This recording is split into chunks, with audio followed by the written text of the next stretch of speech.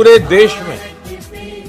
आज रात 12 बजे से संपूर्ण लॉकडाउन होने जा रहा है। आपको बचाने के लिए, आपके परिवार को बचाने के लिए आज रात 12 बजे से घरों से बाहर निकलने पर पूरी तरह पाबंदी लगाई जा रही है। एक तरफ कोरोना की दहशत जो है वो लगातार जारी है, लेकिन इन सब के बीच में चीन में एक और वायरस आया है जिसका नाम हंता वायरस है और ये बताया जा रहा है कि इससे एक शख्स की मौत हो गई। इसके अलावा 32 लोग ऐसे हैं जो हंता वायरस से संदिग्ध पाए गए हैं।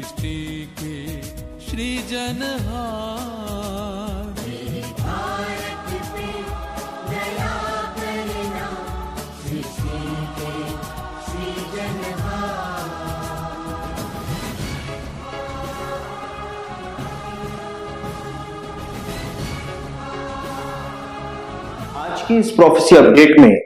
हम इजराइल के अंदर कोरोना वायरस की वजह से जो 14 दिनों का कर्फ्यू और लॉकडाउन किया गया है उसके ऊपर अपना ध्यान केंद्रित करने जा रहे हैं। और आज इजराइल के अंदर तालमुद, जो कि यहूदियों का एक बहुत प्राचीन और बड़ा ग्रंथ है, उसमें जो एक भविष्यवाणी दी गई है उसके ऊपर यहूदी रब्बियों के द्वारा यहूदियों का ध्यान केंद्रित करवाया जा रहा है। क्योंकि तालमुद जो है उसमें इस बात को बताया गया है कि मसीह के संसार में आने से पहले यहूदी लोगों के द्वारा 2 सबत के दिन जो हैं उनको उसी प्रकार से मनाया जाएगा जिस प्रकार की आज्ञा बाइबल के अंदर प्रदान की गई है। और यहूदी रब्बियों का ऐसा कहना है कि इजरायली इतिहास में और जब से इजराइल बना है 1948 से, तब से लेकर अभी तक उस प्रकार का एक सबत का दिन भी यहूदियों के द्वारा नहीं माना गया है जैसे कि मूसा ने व्यवस्था के अंदर बताया है। और यहूदी रब्बियों का ऐसा कहना है कि यहूदी इतिहास में बाइबल के जमाने के बाद पहली बार 2020 में आकर के उन्हीं मानकों के आधार पर सबत का दिन मनाया जाने वाला है जैसा कि मूसा ने व्यवस्था के अंदर आज्ञा दी है। और तालमुद के ग्रंथ में उसका शबात का 118 के बी सेक्शन के अंदर इस बात को प्राचीन रब्बियों के द्वारा लिखा गया था कि मसीह इस संसार में बस आने ही वाला होगा। उसका चिन्ह यह होगा कि यहूदियों के द्वारा, इजरायलियों के द्वारा 2 सबत के दिन जो हैं वो उन्हीं मानकों के आधार पर मनाए जाएंगे जिनके बारे में मूसा को परमेश्वर ने व्यवस्था के अंदर आज्ञा दी थी। और आज जब इजराइल के अंदर 14 दिनों का लॉकडाउन और कर्फ्यू सरकार के द्वारा लगाया गया है, तो इन 14 दिनों के अंदर 2 सबत के दिन यहूदियों के द्वारा उन्हीं मानकों के आधार पर मनाया जाना पूरी तरह से मुमकिन हो गया है जिनके बारे में बाइबल के अंदर लिखा हुआ है। और इसीलिए इजराइल के अंदर जब आज कोरोना वायरस फैला हुआ है और इजरायली यहूदी लोग भी बहुत ज्यादा भयभीत हो रखे हैं, लेकिन इसी बीच यहूदी रब्बी जो है वो यहूदियों को प्रोत्साहित कर रहे हैं कि जैसा तालमुद के अंदर मसीह के आगमन का चिन्ह बताया गया है, वैसे ही उन 2 सबत के दिनों को इन 14 दिनों में मनाने का समय आ गया है, जिनके बारे में तालमुद कहती है कि जब यहूदी लोग उन 2 सबत के दिनों को बिल्कुल बाइबल के मानकों के आधार पर मना देंगे तो मसीह इस संसार में आने वाला होगा, वो प्रतीक जो है वो सामने आ जाएगा। और इसी प्रकार से एक और यहूदी भविष्यवाणी जो है वो आज इजराइल के अंदर बहुत ही ज्यादा सुर्खियों में आई हुई है, जिसको 13वीं सदी के तोरा स्कॉलर जो थे, जिनको रब्बी जैकब बेन आशेर के नाम से जाना जाता था और जिनको बाल हातुरीम भी यहूदी इतिहास के अंदर कहा जाता है, उन्होंने 13वीं सदी के अंदर यह भविष्यवाणी यहूदियों को प्रदान करी थी कि मसीह कब इस संसार के अंदर आएगा। और बाल हातुरीम यानी कि रब्बी जैकब बेन आशेर ने इस बात को यहूदियों को बताया था कि जिस प्रकार से यहूदियों ने, इजरायलियों ने मिस्र के अंदर पहला सबत का दिन माना था, जब यहूदी लोग अपने घरों के अंदर डर के मारे बंद हो रखे थे और पूरे मिस्र के अंदर उस रात को प्लेग फैला हुआ था, या परमेश्वर के द्वारा जो दंड मिस्र को दिया जा रहा था, जब मिस्र के पहलोटों को उस रात को परमेश्वर मारने जा रहा था,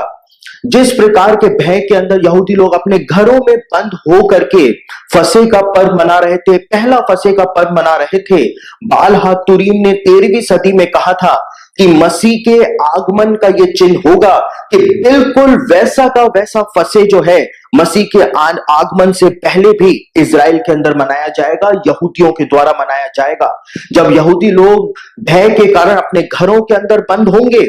और वो फंसे घर के अंदर अपने परिवार के साथ मना रहे होंगे।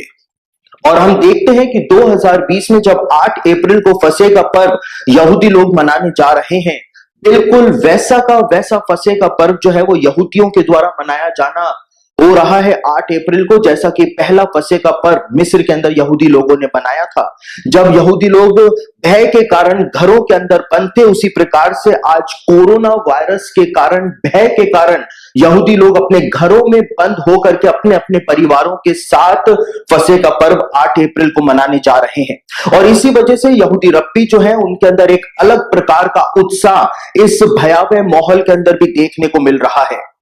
और इसीलिए यहूदी रब्बी जो है वो अलग अलग माध्यम से, टीवी के माध्यम से, रेडियो के माध्यम से, सोशल मीडिया के माध्यम से यहूदियों को प्रोत्साहित कर रहे हैं कि यह वो ऐतिहासिक समय है जिसके बारे में प्राचीन रब्बियों ने भविष्यवाणी की थी कि मसीह के आगमन से पहले क्या क्या चिन्ह प्रकट होंगे। वो सब चिन्ह प्रकट हो रहे हैं। इसलिए यहूदी इन 2 सबत के दिनों को बहुत ही ज्यादा गंभीरता के साथ मनाएं। साथ ही यहूदी लोग आने वाले 8 अप्रैल को जो फसह का पर्व मनाते हैं उसको भी बहुत ही ज्यादा प्रार्थना के साथ मनाएं, क्योंकि ये दोनों ही चिन्ह जो हैं वो मसीह के आगमन के चिन्हों के रूप में यहूदी ग्रंथ के अंदर प्रदान किए गए हैं।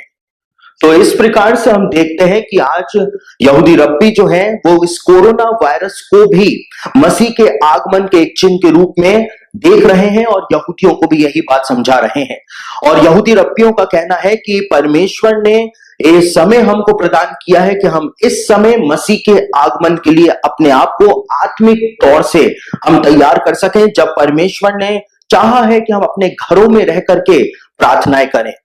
तो मेरे प्रियो, परमेश्वर ने जब हमको भी ये समय प्रदान किया और जैसा यहूदी रब्बी भी इस बात को बता रहे हैं, तो अब हमारे लिए भी समय आ गया है जब हमको परमेश्वर ने ये बेहतरीन मौका दिया है कि हम अपने घरों के अंदर हैं। तो इस समय का हम सदुपयोग करें, प्रार्थना करें, वचन पढ़ें और यीशु के दूसरे आगमन के लिए हम अपने आप को इन अंत के दिनों में आत्मिक रूप से तैयार करें।